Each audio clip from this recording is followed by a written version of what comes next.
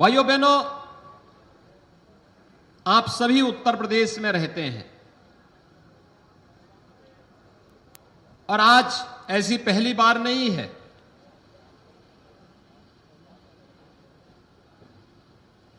आपने 2004 से 2014 के बीच के शासन को भी देखा होगा, उत्तर प्रदेश के अंदर भी और देश के अंदर भी।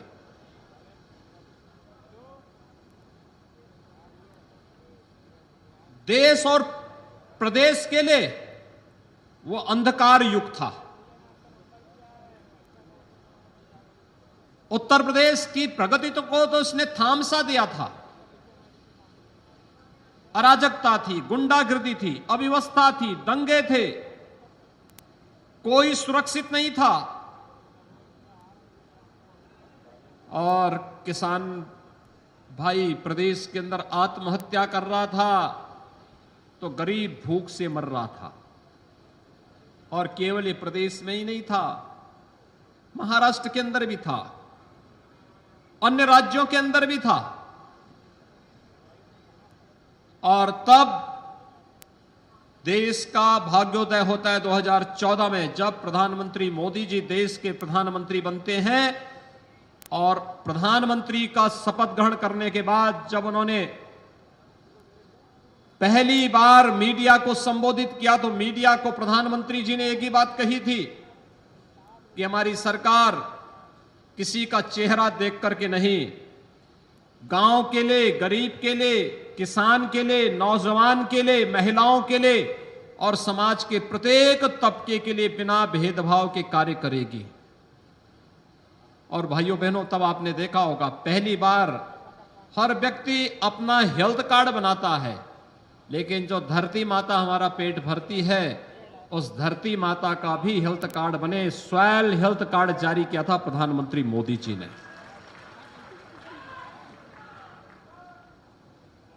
आत्महत्या और भूखमरी से समस्या का समाधान कैसे निकाला गया? सॉयल हेल्थ कार्ड से। धरती माता की सेहत का हम ध्यान देंगे तो धरती माता भी हमें रिटर्न में कुछ दे देगी, बहुत कुछ दे देगी। और प्रधानमंत्री मोदी जी ने वो चमत्कार किया। प्रधानमंत्री फसल बीमा योजना, प्रधानमंत्री कृषि सिंचाई योजना से जो सिलसिला प्रारंभ हुआ 2017 में, आप सभी अन्नदाता किसान भाइयों ने, उत्तर प्रदेश के मतदाताओं ने भारतीय जनता पार्टी को प्रचंड बहुमत के साथ सत्ता उत्तर प्रदेश की सौंपी। और उत्तर प्रदेश में सत्ता में आने के बाद हम लोगों ने पहला कोई निर्णय लिया था तो हमारी सरकार का पहला निर्णय था 86 लाख किसानों का 36,000 करोड़ रुपए का किसान ऋण माफी का कार्यक्रम। लघु और सीमांत किसानों का 1 लाख तक के कर्जे को सरकार ने माफ कर दिया था। हम जानते थे उत्तर प्रदेश जैसे राज्य के लिए चैलेंज है, चुनौती है, लेकिन अगर ये घोषणा हुई है, ये हमारे लोक कल्याण संकल्प पत्र का हिस्सा है, तो किसान का कर्ज माफ होना ही होना है। क्योंकि अन्नदाता किसान खुशहाल होगा तो फिर हम उत्तर प्रदेश की प्रगति को आगे बढ़ा ही लेंगे। और हुआ वही। हमारे अन्नदाता किसान भाइयों के चेहरे पर खुशहाली क्या आई, वह चेहरे की खुशहाली पूरे प्रदेश के अंदर लेकर के आ गई। आज आप देख रहे होंगे पहला कार्य किसान कर्ज माफी का प्रदेश के अंदर हुआ। और उसी वर्ष, उसी महीने हम लोगों ने अप्रैल 2017 में प्रोक्योरमेंट की पॉलिसी ला करके हमने कहा हम किसान का अन्न सीधे क्रय केंद्रों के माध्यम से खरीदने का कार्य करेंगे। बीच में कोई बिचौलिया आड़ती नहीं होगा, लाभ सीधे किसान को मिलना ही चाहिए। और भाइयों बहनों, रिकॉर्ड मात्रा में हमने अन्न का क्रय पिछले 4 वर्षों के अंदर, 4.5 वर्षों के अंदर किया। इससे पहले की सरकारें भी कर सकती थी। अगर मैं इन आंकड़ों को आपके सामने प्रस्तुत करूं तो आपको पूछना चाहिए फिर पिछली सरकारों को, चाहे वह समाजवादी पार्टी की रही हो या फिर बहुजन समाजवादी पार्टी या कांग्रेस की। जो ये लोग आज किसानों की बात करते हैं इनसे पूछा जाना चाहिए कि आखिर उस समय इन लोगों ने किसानों के अन्न को खरीदने की, उनकी उपज को खरीदने की उचित व्यवस्था क्यों नहीं की। और खास तौर पर मैं गेहूं की बात करूं तो भाइयों बहनों, हम लोगों ने, अगर पिछली सरकारों की मैं बात करूं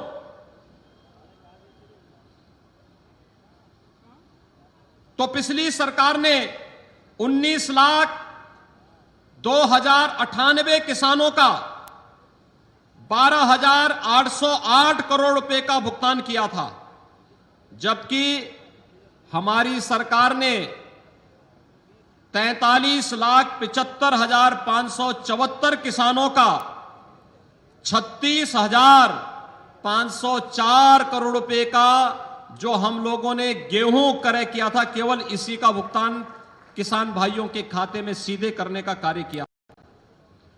और यही नहीं,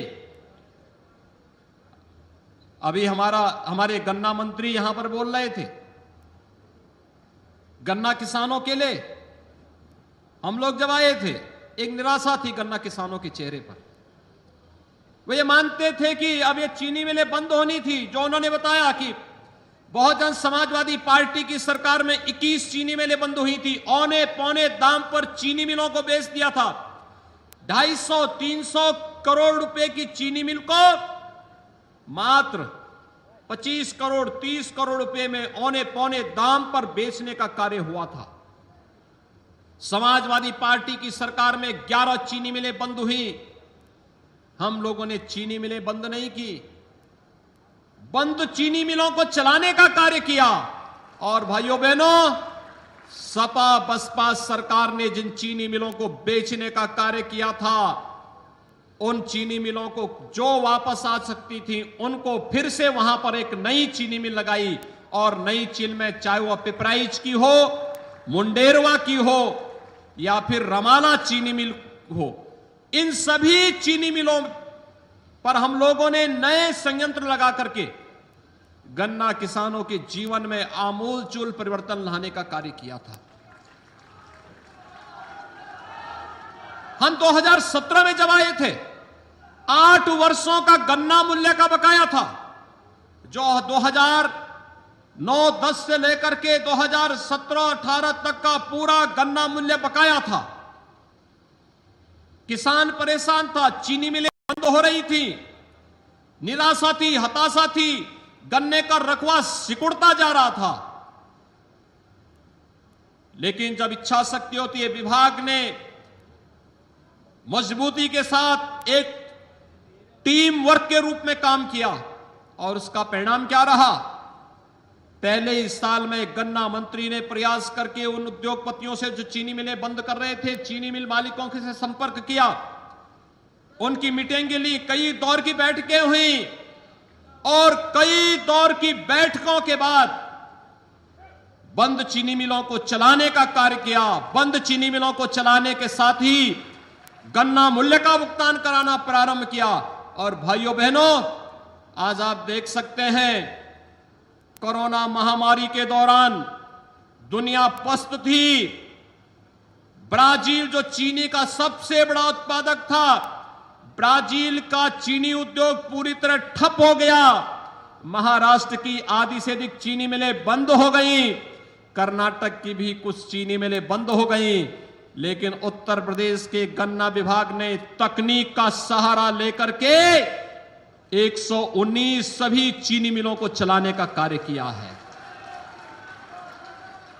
जब किसान आत्महत्या कर रहा था, जब किसानों के पेट पर पिछली सरकारें लात मार रही थी, तब न सपा बोलती थी क्योंकि तो उस पाप में स्वयं लिप्त थी, तब बसपा भी नहीं बोलती थी क्योंकि वह भी उस पाप में लिप्त थी, और कांग्रेस बोलेगी क्यों? क्योंकि जनता ने तो उसको बोलने लायक ही नहीं छोड़ा था, क्योंकि इसका पाप का घड़ा पहले ही भर चुका था। तब भी किसानों के हितों के लिए लड़ाई हम ही लड़ते थे। और भाइयों बहनों, सरकार बनी तो सरकार ने फिर उस कर्जे को वापस करने के लिए, एक एक पाई वापस करने के लिए किसान भाइयों के लिए जो प्रयास हो सकता था, कृषि विभाग के द्वारा, उद्यान विभाग के द्वारा, गन्ना विभाग के द्वारा, उन सब प्रयासों को आगे बढ़ाने का कार्य किया गया। आज परिणाम सबके सामने है। भाइयों बहनों, आज परिणाम सबके सामने है। आपने 2007 से लेकर के या 2004 से लेकर 17 तक कोई वर्ष ऐसा नहीं रहा होगा जब किसान भाइयों को अपनी उपज को चीनी मिल तक पहुंचाने में तो कठिनाई हुई, और जब चीनी मिल मालिक असमय चीनी मिल बंद कर देता था तो उसको गन्ना जलाने की नौबत आती थी, खेत में ही गन्ने में आग लगा दी जाती थी। तमाम षड्यंत्र के बावजूद किसान विपक्ष के बहकावे में 2017 से 2021 के बीच में नहीं आया, और हम लोगों ने भी कहा था जब तक किसान के खेत में एक भी डंठल गन्ने का रहेगा कोई चीनी मिल बंद नहीं होगी। भाइयों बहनों, कार्य करने के लिए नियत और नीति दोनों साफ होनी चाहिए। सरकार की नीति स्पष्ट थी कि किसान हितैषी नीति होनी चाहिए, नौजवान हितैषी नीति होनी चाहिए, प्रदेश के विकास के लिए उन्मुख नीति होनी चाहिए, और नियत साफ, न भ्रष्टाचार करेंगे, न भ्रष्टाचार किसी को करने देंगे, और भ्रष्टाचार मुक्त व्यवस्था का जो संकल्प था, आज आपने देखा होगा 2014 से लेकर के 2021 के बीच प्रदेश या देश के अंदर कोई किसान आत्महत्या नहीं किया। भूख से मौत पिछली महामारियों के दौरान याद करिए, आंकड़े उठाइए, इतिहास के पन्नों को पलटिए। 100 वर्ष पहले 1918 में जब स्पेनिश फ्लू इस देश